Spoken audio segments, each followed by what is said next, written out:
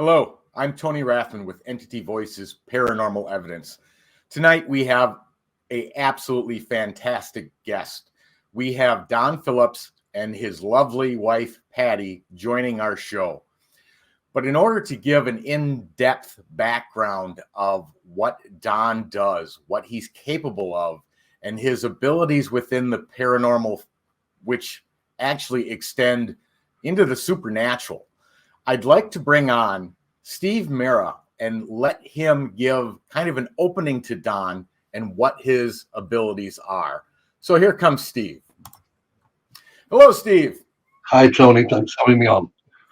Absolutely. I appreciate you taking the time to do this. But for our audience who may not be aware of you, and anyone who's got any background within the paranormal, I'm sure knows who you are. But can you give kind of a brief background of how you got started, what you've been involved with, and what led you down this path?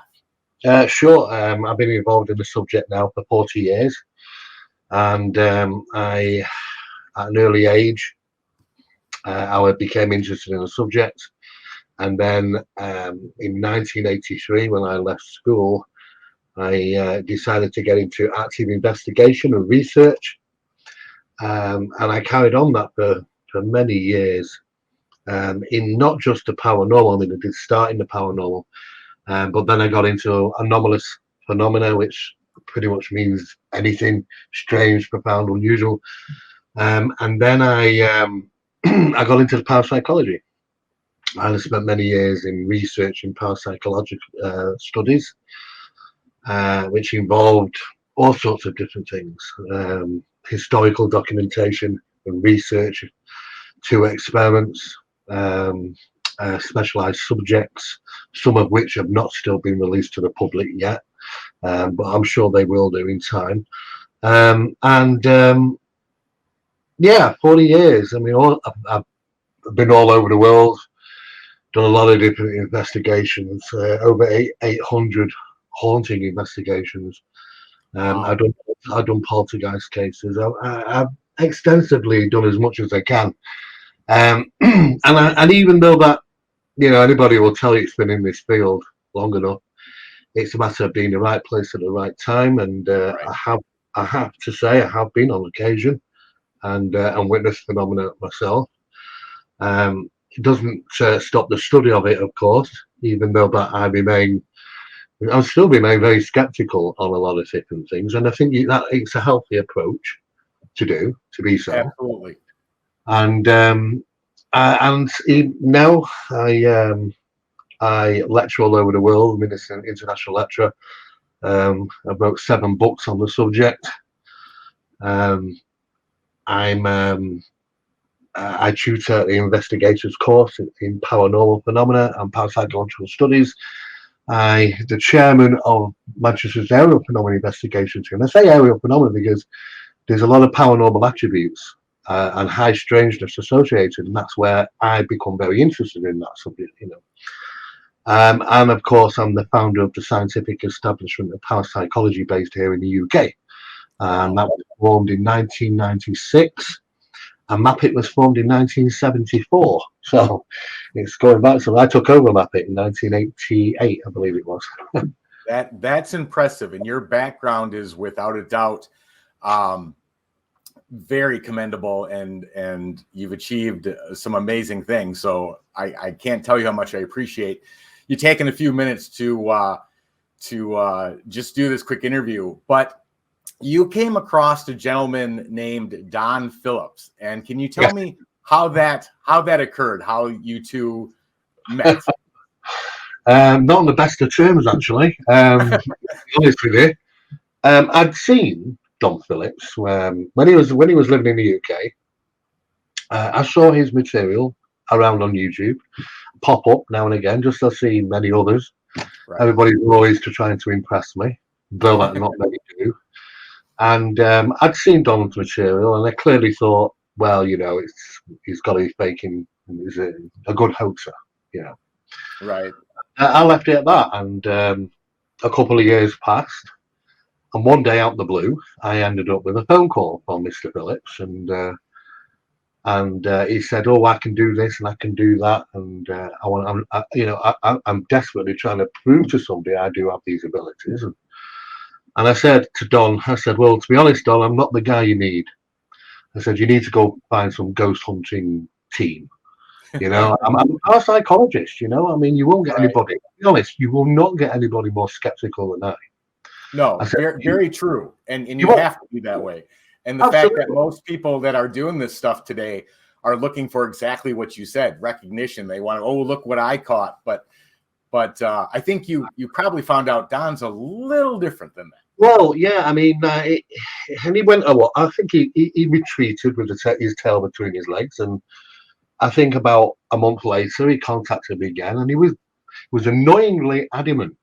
And I said, "Okay, all right." I said, "I'll put it this way, Don. If I come down and I have a whisper of anything fake, anything I believe you're hoaxing," I said, "I will put it out there. Yeah. I mean, if you're going to spend my time and my expense traveling down the country to come and see you, for you to prove to me that you have these abilities, and I have a sniff of anything," I said, "that'll be the end of you, because I will just put it out and that'll be that."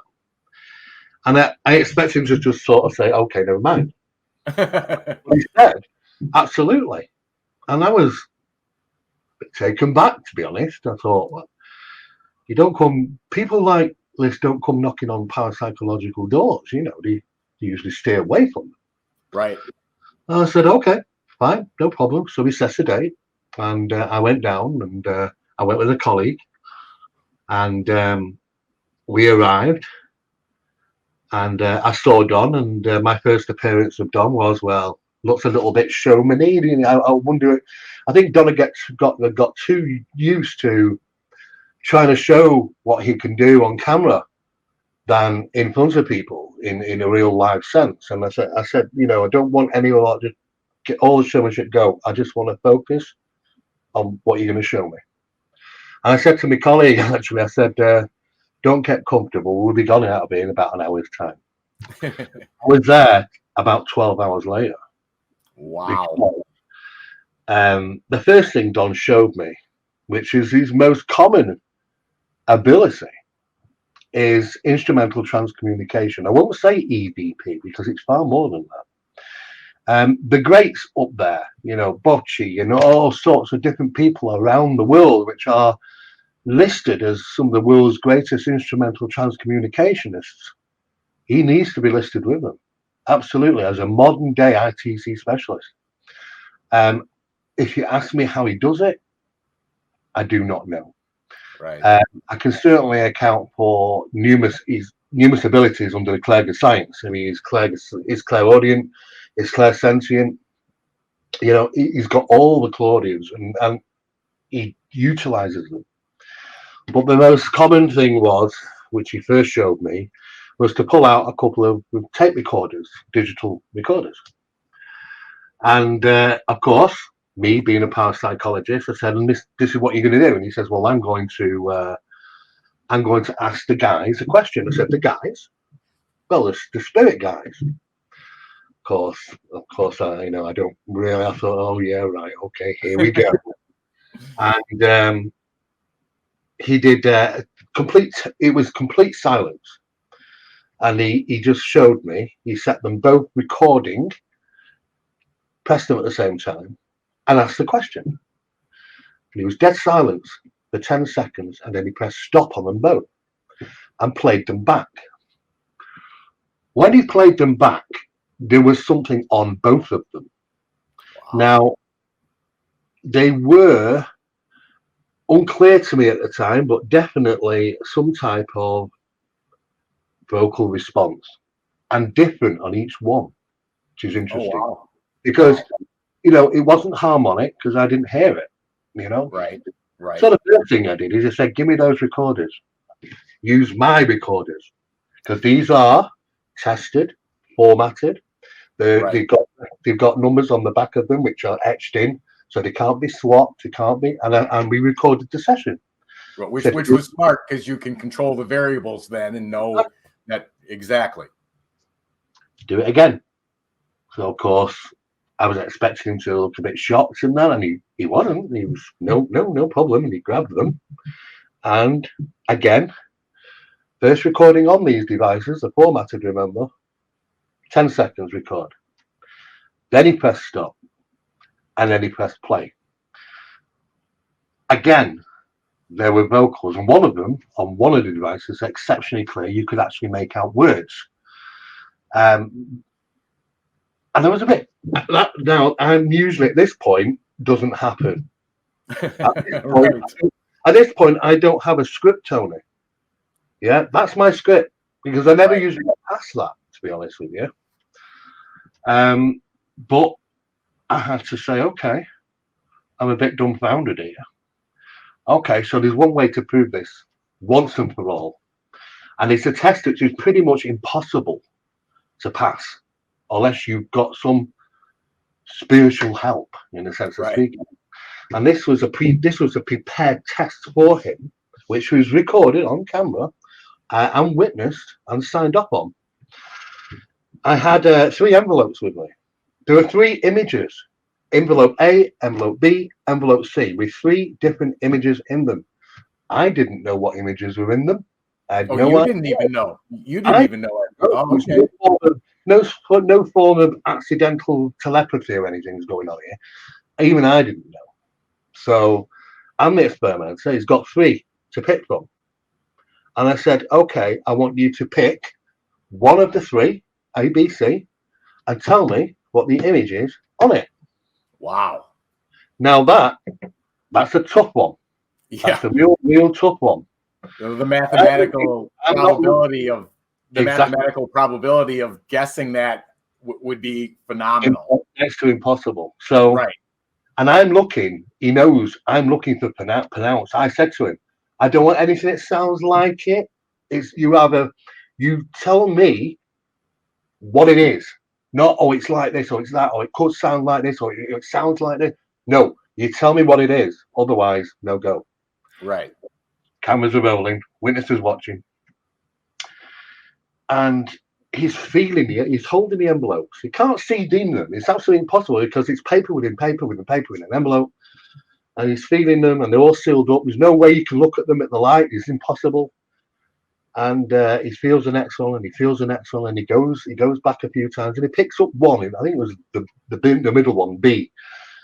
And he's thinking, and can see him thinking. And he said, can I use my recorder? I said, blind, use your recorder. So I used the recorder. And he said, now I was unaware who Becky was. Right. Okay. I always say Becky because she's still unknown as to what it is, what she is. Correct. I know Don has his own opinion, and Don will always say to you, Steve has his own opinion, and I do. I mean, I do not know what this entity is, to be honest with you.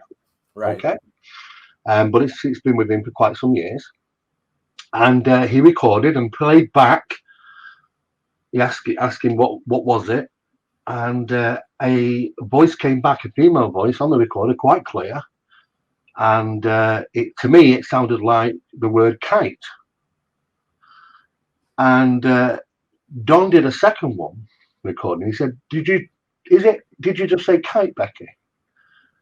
And next time a recording was done, the word yes came back. So he picks up B and says, "Steve, it's a kite." Of course, I don't know what it is. So I'm excited. I mind open it, and lo and behold, it is an image of a kite with a little tail on it. Well, I signed up on that there and then, and I stamped it that this was academically a parapsychological pass in my books. In other words, it's a recommendation. We can state, in other words, SCP would state that this guy has passed a parapsychological test, and we are happy to say yes, we'll put our names to it. He has some abilities. He didn't stop there, of course, because I'd never seen, in all the years I practiced, I've seen little bits, don't get me wrong, Tony, things of interest.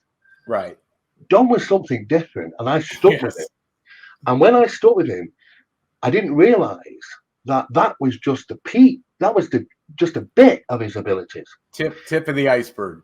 Tip of the iceberg. The more I got to know him, the more he started to unfold these other abilities in front of me. It's as if like he had to get to know me and trust me, and Right. had to be on the inner circle sense of thing.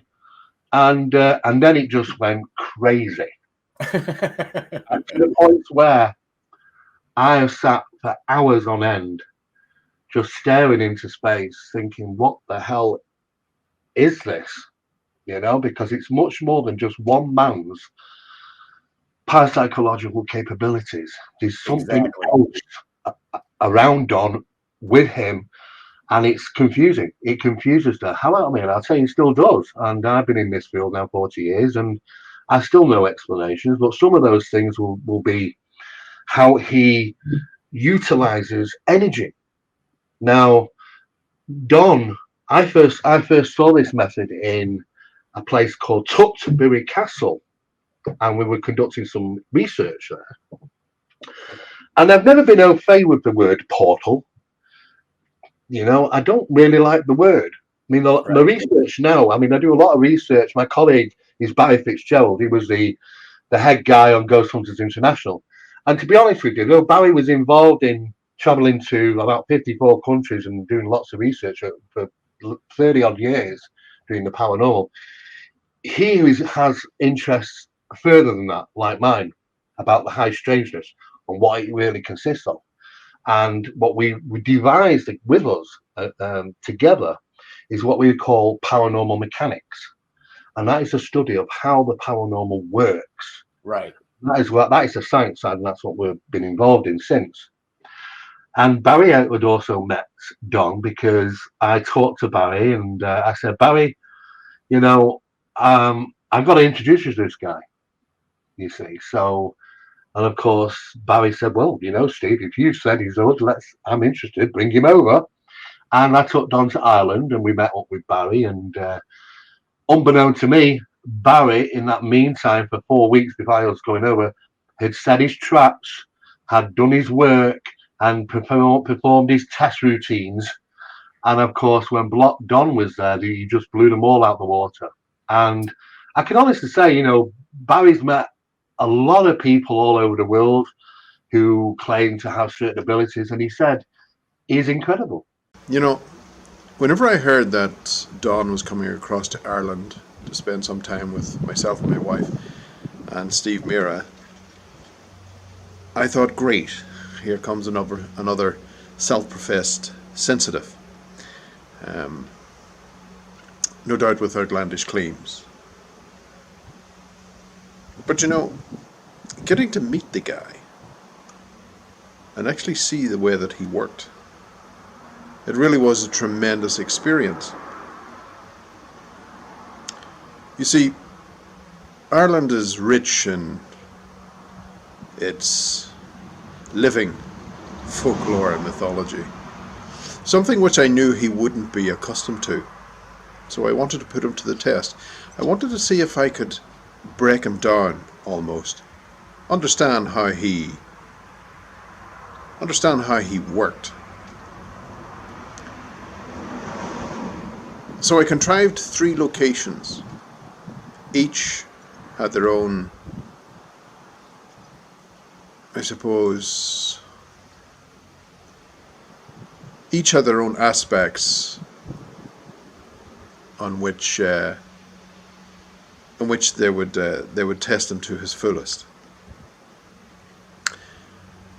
The first, I gotta say, was to test Don. It was to see what Don brought to the table personally. And for that to happen, we had to go back in time to our prehistory, back to a Neolithic time, before the Great Pyramids of Giza. So we ended up at location at Carrakeel, which means narrow quarter, a place littered with passage chambers, later years, they became burial chambers. But there was also a site that housed a place that was linked to some of our old gods, the Tua Danann. I wanted to see what he would pick up from there, because there was nothing on the landscape that would give any clues to what he was expected to communicate with. And straight off the bat, on the way into Carrakeel, he stopped. He got Steve to stop the car, and he got out, and he started picking up on a village. And there is nothing there to indicate a village. It's completely gone, thousands of years before. But he was right. There was a village there. We then went up onto the top of the hill and back into the subchamber, which is linked to the Tua Danann. And sure enough, there he started picking up on a type of doorway, something which, according to legend, indicated that it was there. So it was very interesting that he was able to pull this out, but more to the point, I was intrigued by the way he worked. It was interesting to see how he was able to pick up the information from the environment, and also what was still on it. But interestingly, though, he did make a connection, again, a personal connection, with something at the site in Donegal. This was a site which has left a lot of Ireland with some pain. It's a site that has, well, let's just say it has left most in Ireland with memories of something that went on the 17th of March 1972. But needless to say, he picked up on something, and he asked it to come back to the house. I never gave it much thought. The following day, we were standing outside in the courtyard. We were laughing, we were joking around, and suddenly the dog, Max, he started acting strangely.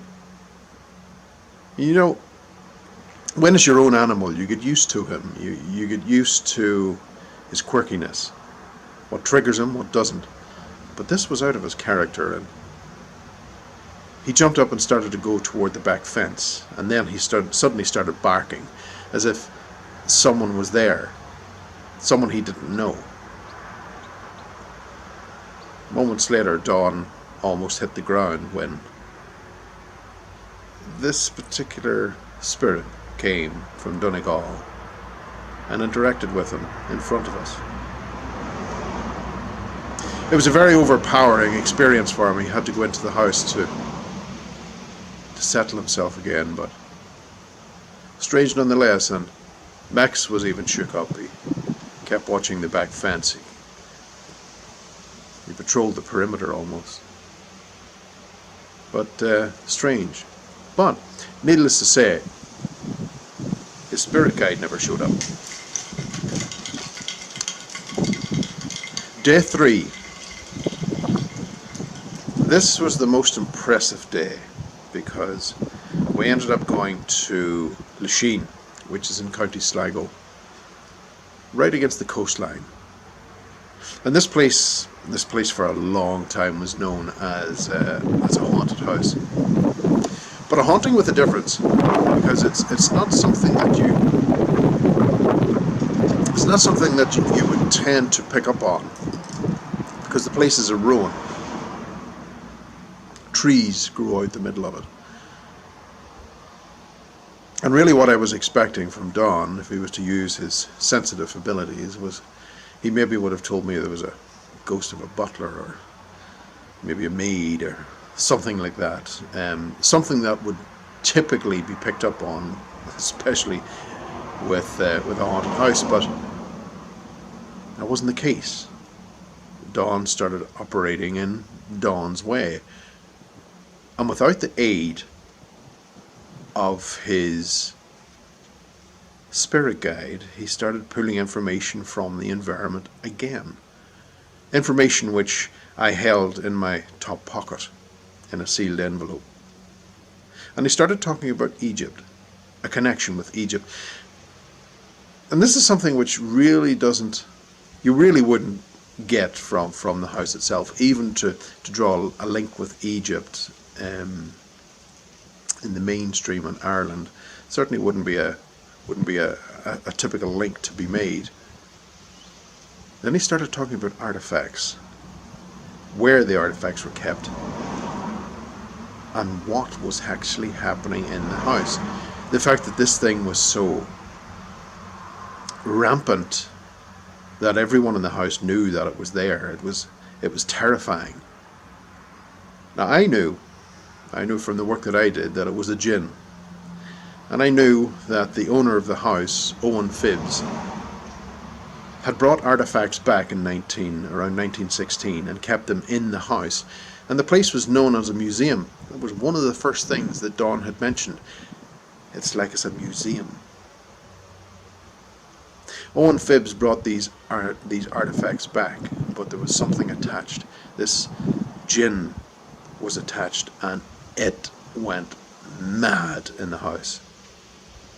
Destroyed everything.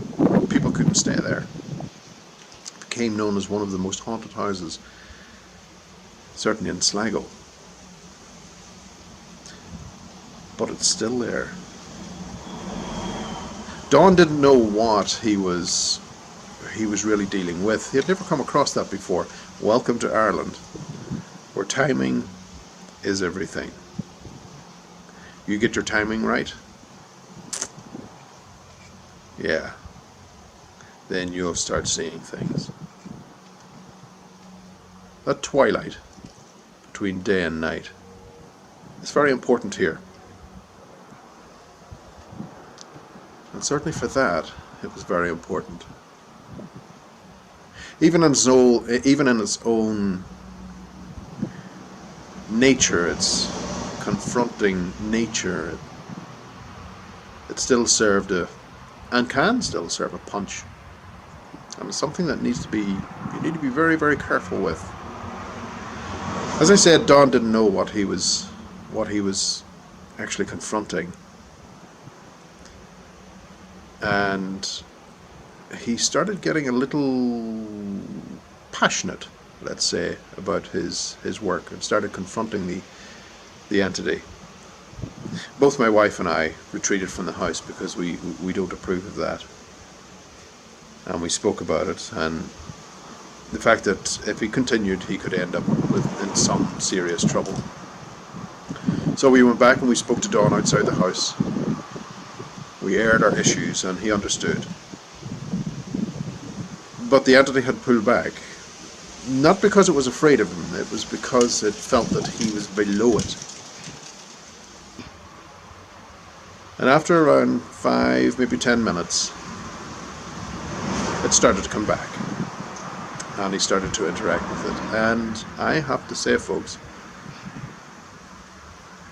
it was one of the best examples that I have seen of a medium stroke sensitive. I know he doesn't like being called a medium, but it was certainly one of the best examples I have seen in a very, very long time. And the sites that we were going to, he did not know. He didn't know where we were going. He wasn't told beforehand. The only person who knew where we were going was me. The only person who knew the history within the team was me. I don't approve of the symbiotic relationship which has developed between him and his spirit guide. I think the spirit guide is more of a crutch. I believe that Don has got exceptional abilities, which if he could really knuckle down on, he could harness to their full extent.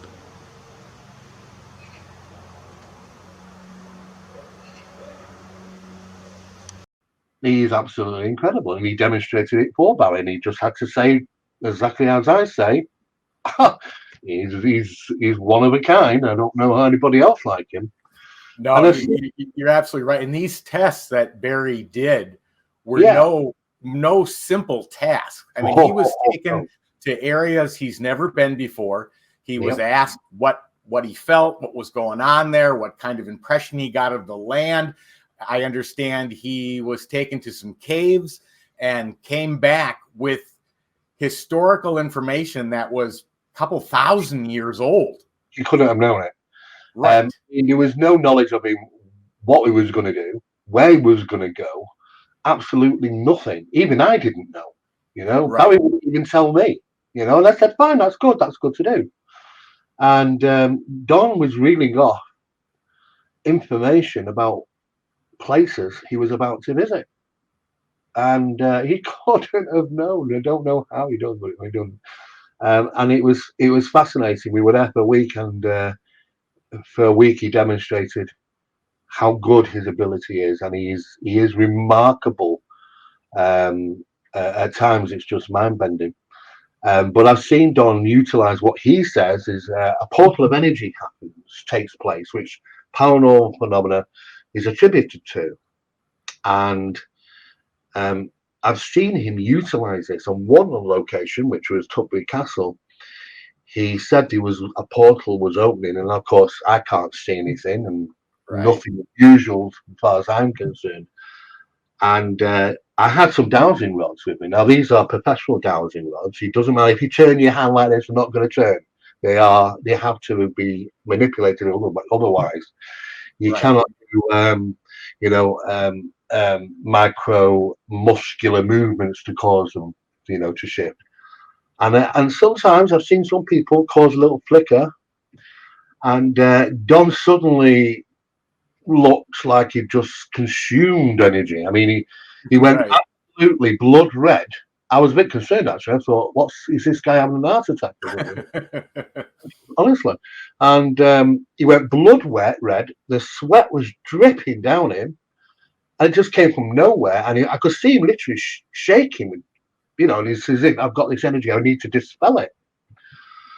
He said, get the rods. So, of course, I got the rods out. And I just pointed them at him. And he went like this. Well, I'd never seen anything like it. There was no quiver. They went woof. And then he did it. And he went woof like this. And he went backwards and forwards. And I was looking around at other colleagues here. And I was just laughing. I didn't know what to say. I just thought, I'm holding these. And these are doing what they want to do. And that was incredible to see. But as time's progressed, we have had some very unusual communications. And it doesn't just happen on the recordings. There's times when I've been with Don and I've heard what I assumed was a DVP, a direct voice phenomena, take place in the environment. To the point where I have to prove that we're the only ones there, Right. And I've heard it, and Don's heard it, but none of the running recording devices got it.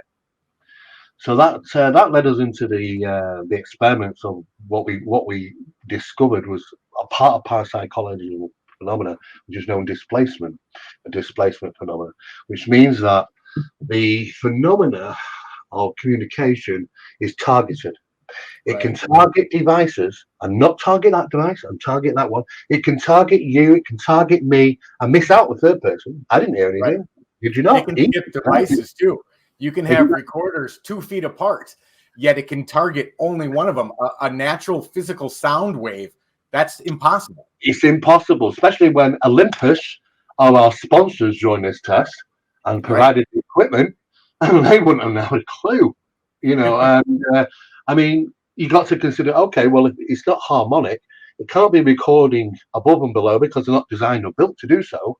How's it getting on there? The actual equipment is being manipulated and it's targeted. And we also know that the method of how they do that with us, it's very similar to the cochlear device that some people have when they have hearing issues. And it bypasses the eardrum and yet it can hear voices. Because it causes the micro vibrations across the ear tunnel and the liquid to interpret enough signal frequency there for the brain to hear words.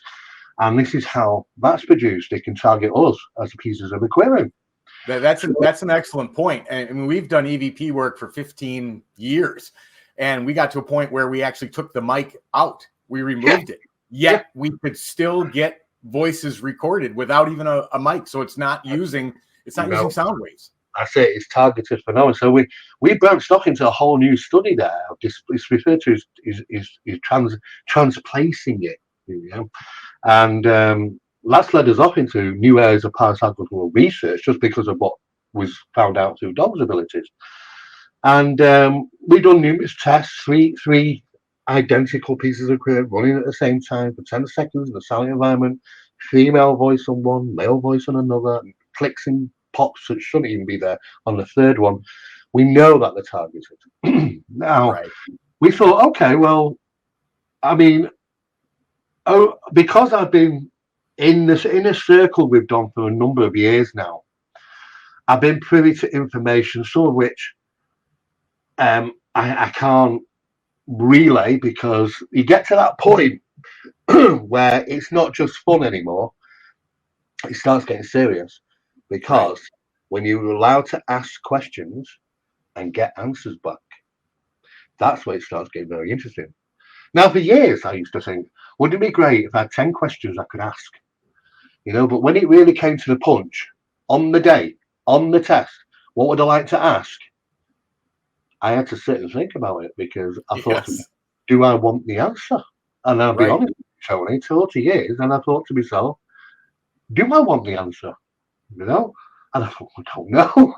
You know, I'll do it. I've got to manage this psychologically myself, you know, how to Yeah, well, so, even as Don says, you know, I know I've known him for years, and because of my connection with what we do for ITC, direct radio voice, his abilities went far beyond that. But even he says there's answers I get that I'm not prepared to release, because we're not ready for it, or humans aren't ready for it, or the answers will change history and religion and everything we know behind it. So it is. If we were supposed to take these as verbatim, then I've been privy to some of those things that I can't disclose. But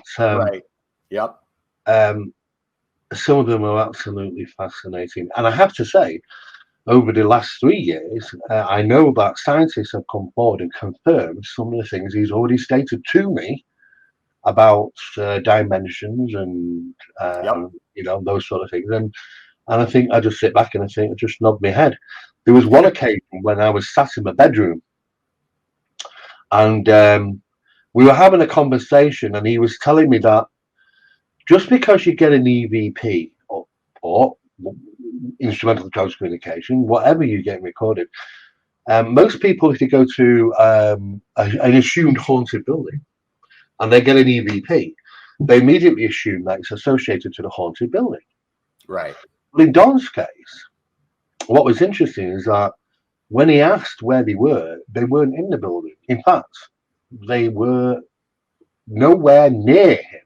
You know, sometimes even in a different country. Right. So that's an interesting thing, because how many people get EVPs and immediately assume, oh, this house is haunted, when in fact it might not necessarily be attributed to the location. Some are, but maybe not.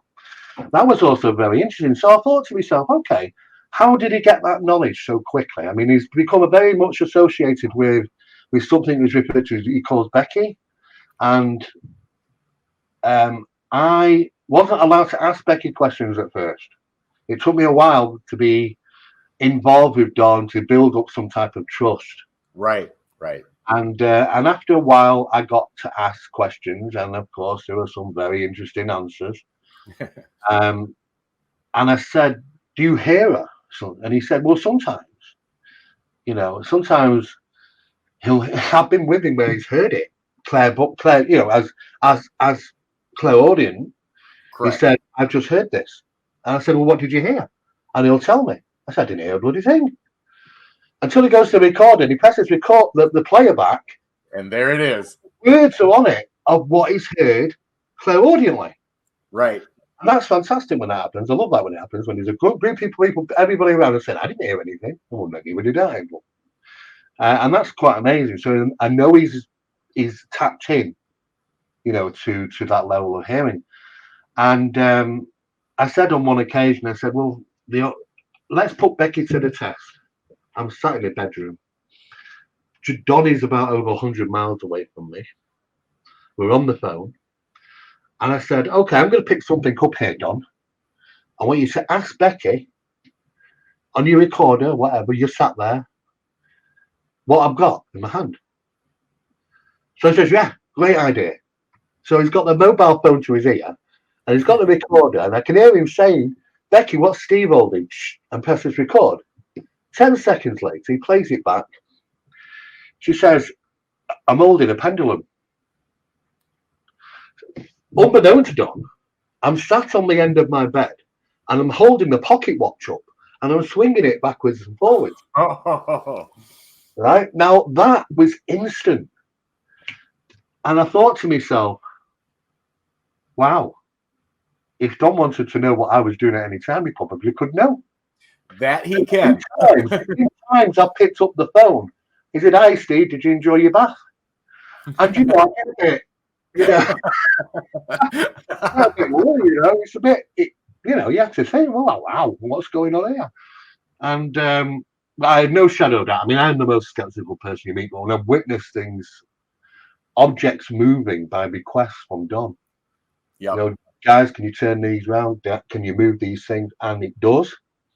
I've been in conversation with Don. I've heard stuff in the background as it's happening. It's crazy. I've heard a lot of shouting in the background where it says, we want you to come with us. It could be 3 or 4 o'clock in the morning, and he's sat in his dark bedroom. There's nobody out there. There's been occasions when there's been banging on the window, and it's on the camera. He's banging on the window. We want to talk to you. We were trying to get your attention, and you don't hear it until you play back on the camera. And it's incredible to hear those things. But on the occasion when we went to Seattle because I had an investigation to carry out there in Bothell in Washington. Keith's house, right? Yes, it was, yeah. And not normally would we do that. We have done investigations overseas, but it takes a while to warrant them. And we went through about 4 months of questioning with Keith. You had to warrant it, and psychological assessment. He didn't know that. Well, that's what we were. Right. SCP was psychologically assessing him, and it all flagged up and it warranted it. So okay, we said, all right, we'll go. And yes, he was having some very interesting phenomena take place. But I thought to myself, wouldn't it be great I refer to Don as a catalyst, because I don't know what the hell to call him, Tony, to be honest with you. Exactly. He never ceases to amaze me, in all sorts of different things, And he's done wonderful things with pets, just which can't walk anymore or do this anymore. And he puts her hands on them, and the next minute they're running around, and I just can't. I can't believe the dog's in on it, and the cat's in on it. Right. I see it for what it is. There's multiple things, so I call him a catalyst, and he is damn good at it. Of whatever he does, he lays it down too. Yeah. We also photograph these apparitions, captured on video as well. I've seen them myself. And when we went to Seattle, I thought it'd be a perfect opportunity to take Don. So of course we got to Keys, and I thought I'm going to, as a parapsychologist, utilize Don's capabilities as a catalyst to find out what's going on in this environment. Yeah. Well, as soon as he took a step through the door, he took his recorder out. And he pressed record, and what came back was "Get out." So that confirmed to me, obviously, okay.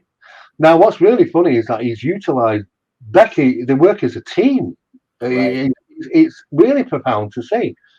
You can walk into a house, and this has happened, and he'll question Becky, who's apparently always with him, and he'll question and say, "Becky, is there any other guys around in this house?" And I think on one occasion she said, no, it was, it's not true. And it turned out the woman was actually not being truthful with him. But it's great to have that extra, it's like she's a member of the team in a sense of speaking. Right. And she does help.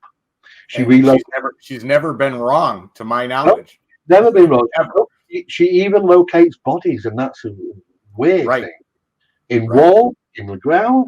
And we've Yep. even been told not to put things out because it wasn't public knowledge, because of these things. And later it emerges, so Well, there's still ones going on today that can't be yeah. talked about because they're not over. Yeah, I mean, it's a never-ending story with them. The frustration for him, I can understand, is that the parapsychological organizations, departments all around the world aren't running to Don because they don't want it. Right. I'll be honest with you, and I'm not afraid to say it. Right. They don't want it. It's just they don't want the answer. Because they just want to continue the research, continue the study, and peck away small at things. They don't want somebody to come in and perform these wonderful things. I know it sounds a strange thing to say, but it seems to be the truth. I've worked in parapsychological circles, and I bang my head on the wall thinking, why are you studying another study from 30 years ago, restudying it, when you've got clients like this?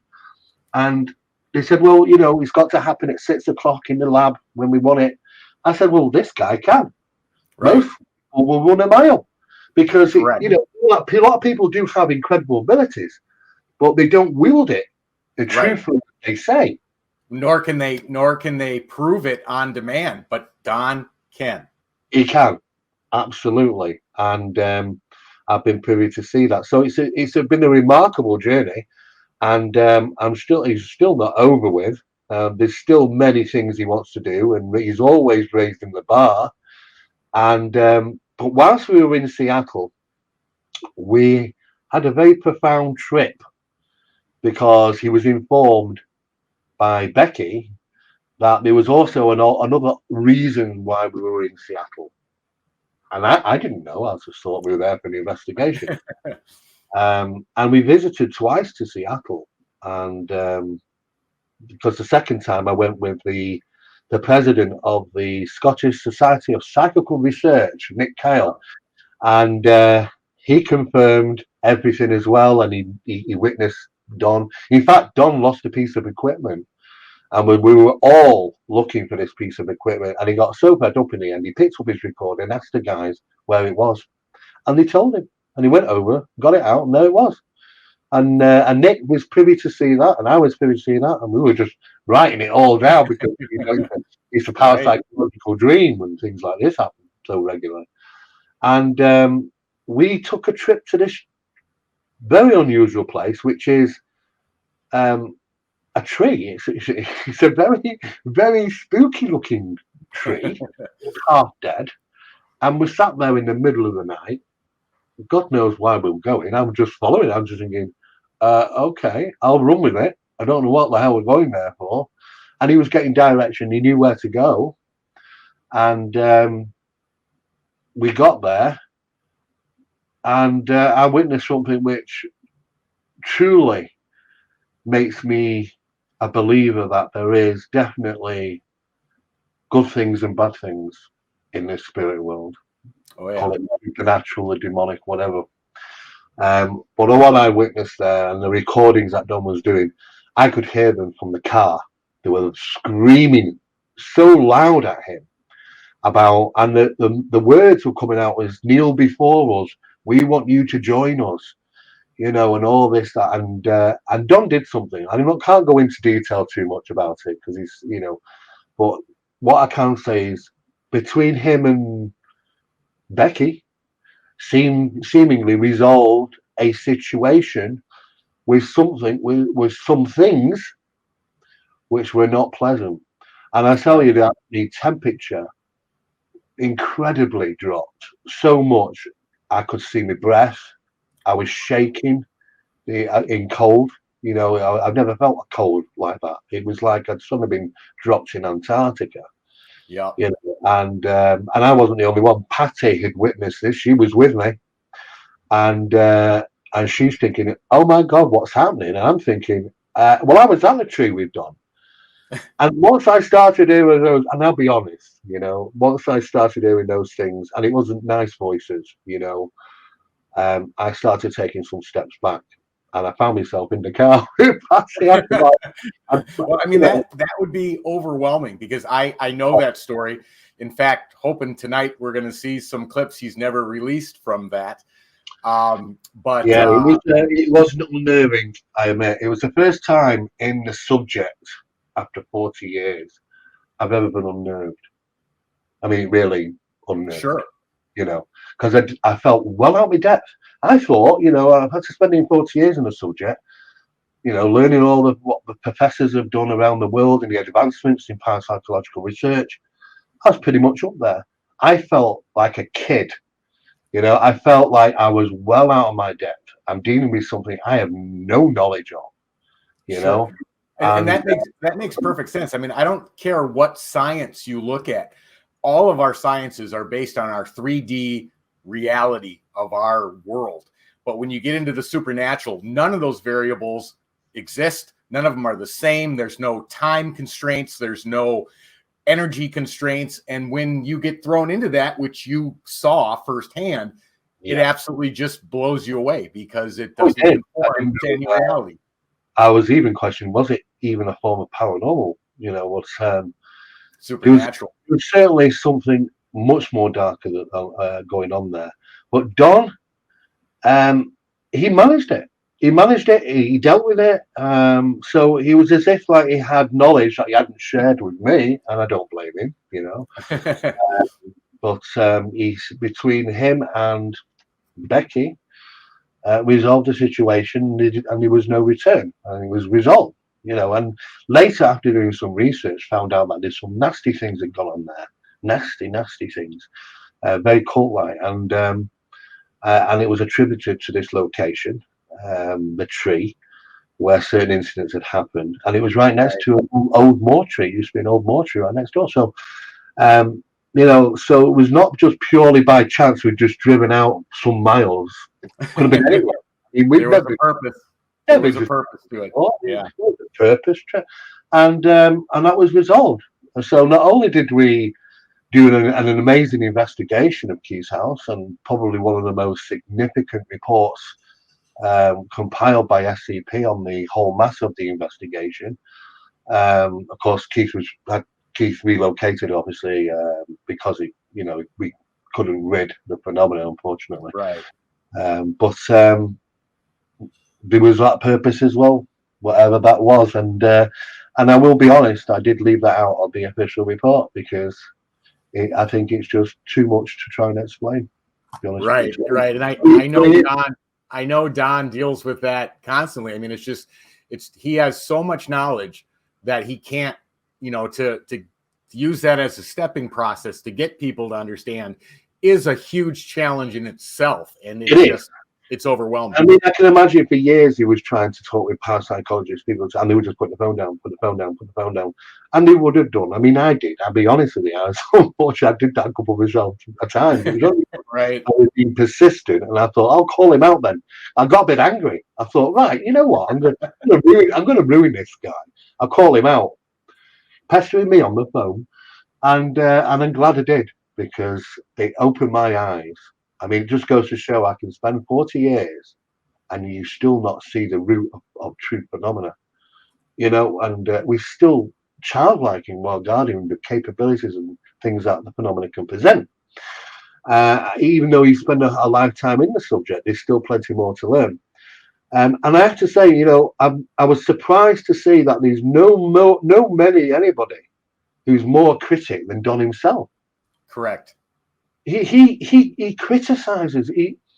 That's what's so refreshing, because he comes across as a researcher who's quite willing to say, "Oh no, that's pareidolia, and that's all. It's an audible anomaly, but it could be down to this, that, and the other." And he's quite happy to eliminate, and things. And I was surprised to see that, because I don't see that, in many people.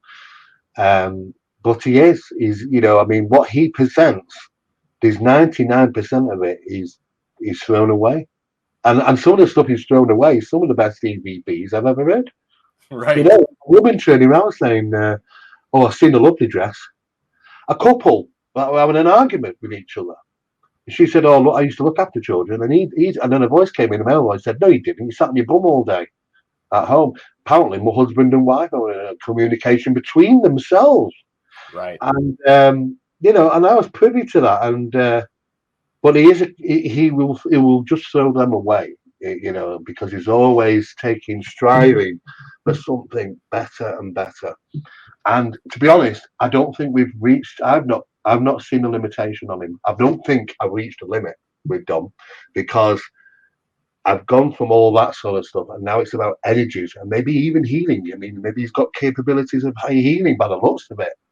Altering biological chemistry, Right. and that's a provable thing. Direct mental influence on living systems, Demills. I mean, it's a provable thing, and he's got so far to go. And I guess he's living in a frustrated world, because a lot of people just think it's just too much to take on board. You're absolutely correct. And thank you so much for that background, your background, the background on Don. I agree with you that his abilities have not hit limits yet. And I know even him and I are going to do some tests coming up shortly and into 2023 as well, to do additional tests to see how far these abilities can be pushed. But Steve, I can't thank you enough. This will be a great opener into Don, and we'll move into introducing Don next. So thank you. Thank you very much.